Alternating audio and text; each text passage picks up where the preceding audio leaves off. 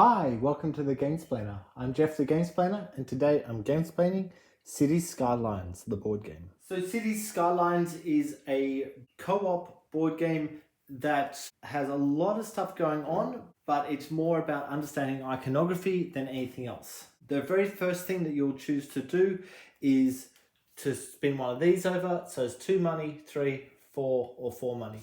So let's say we spin over this one. That costs money. That comes out of here. That's the treasury. And anytime you spend money, it will come from there. If you don't have money in there, you cannot do what you want to do. So the game involves playing cards to build buildings on one area of the board or of the map.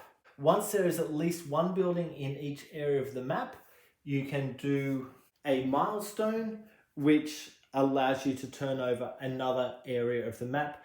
If this is the first one, only these two would be available. This one's not available. It has to be connected directly to the area that is currently up. In order to turn one of these over, you're going to need enough money, which is marked on the back of the board, and you'll also need enough employment or be able to pay for the employment, which is measured on this line. I will get to that again in a moment.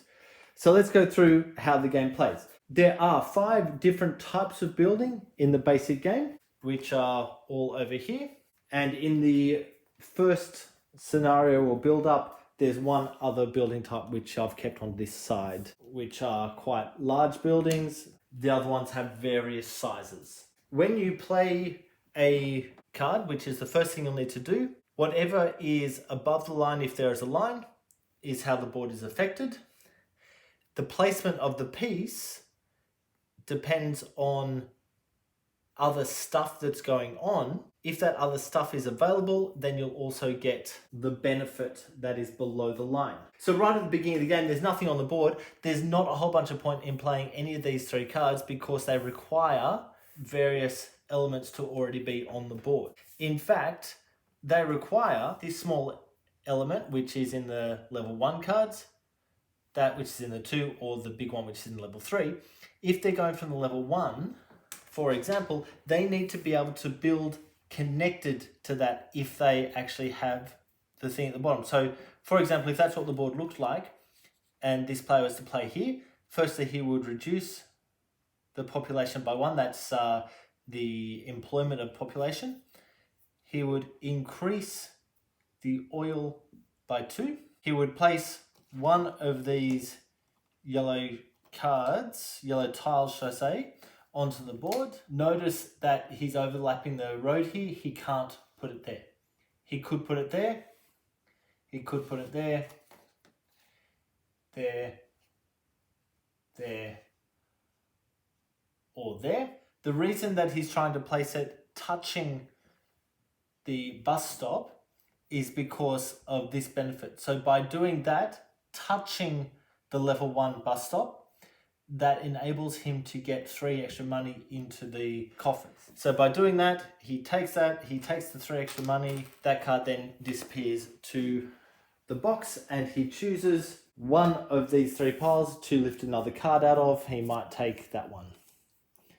Notice that was a level 2 card. The other thing he can do on his turn is he can turn any of these cards in for 2 money. So at the moment, there's 13 money up in the coffers.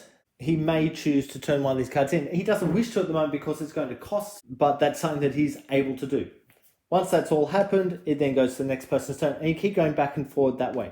So what do these symbols mean? Firstly, any minus means you're going to move towards the negatives on whichever icon is next to it. Any positive means you're going to move to the right-hand side of whichever icon is next to it. The bottom 3 things can't go above 5, so whenever you get a plus on the oil, it's going to move that way. The top ones, if you get plus, it goes into the green. If you get minus, it goes into the reds, the negatives. And this is the overall happiness of the city. If there is a picture of a particular building, that's talking about these specific buildings, and we're looking at size as well as what they are. So if that was the card that was being played, he would be using this tile. If that is the card being played, he'd be using this tile. Now with these ones, they are called utilities. You can only have 1 utility building in each area. What an area is talking about is this split up by the road is one area, this is a second, this is a third. At the moment, he could build this in that area. What's going to happen eventually is this card, this tile, will be paid to be flipped over. It goes facing the same way. Now you notice suddenly this area has got larger, this area has got larger.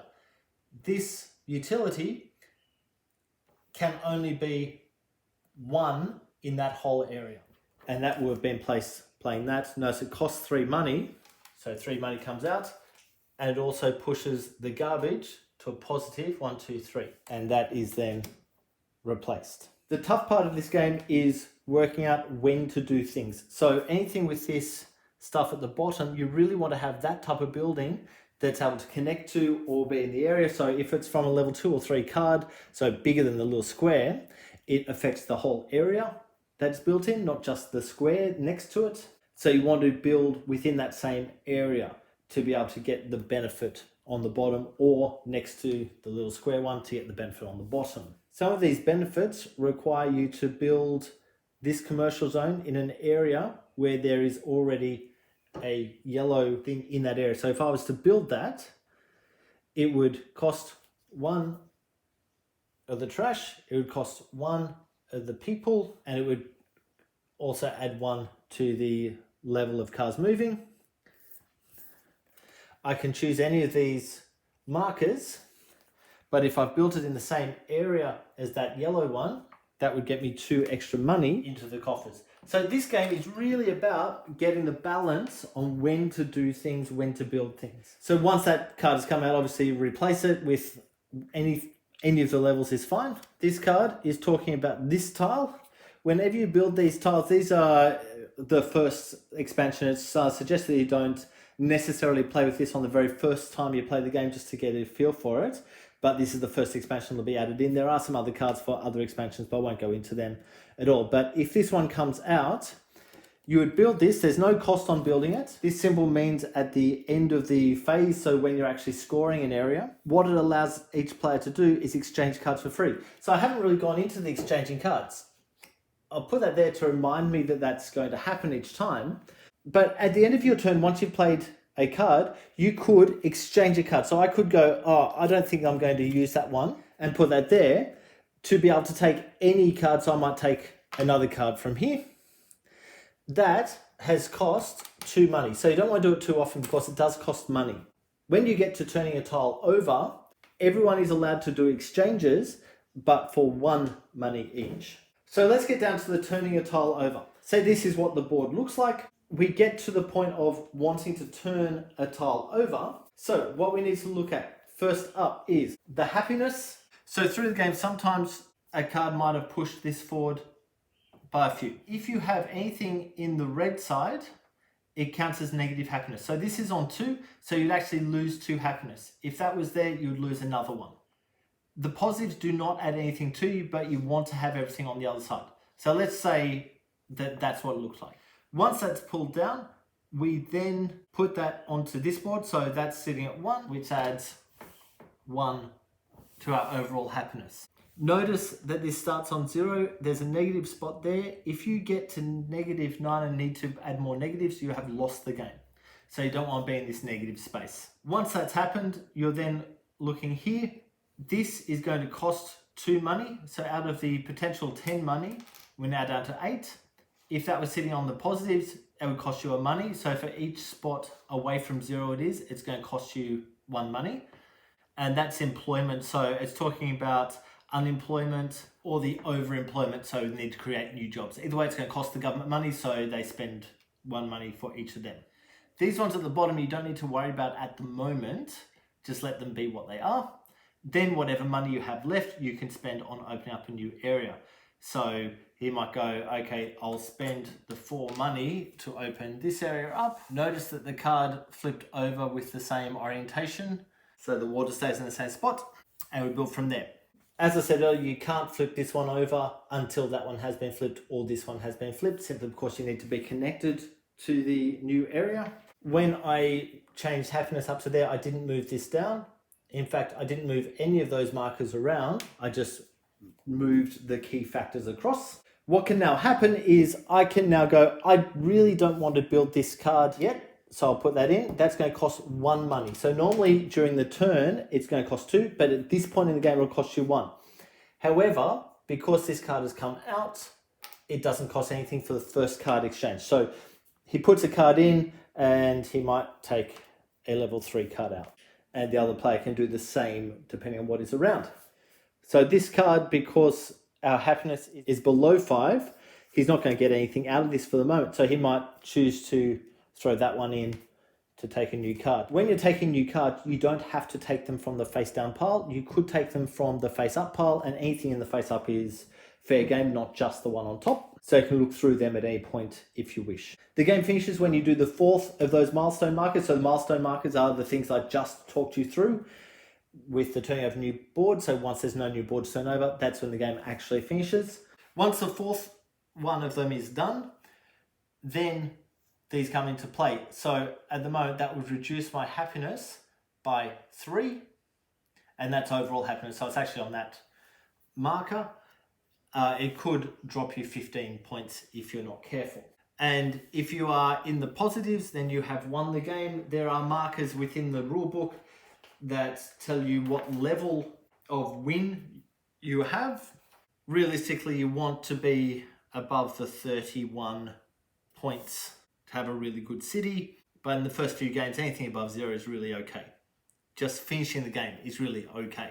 Ways that you cannot win the game. So the game will finish as soon as one of these things happens and you have failed to build your city appropriately, is if costs have to be paid. So putting out a card that has a cost on it.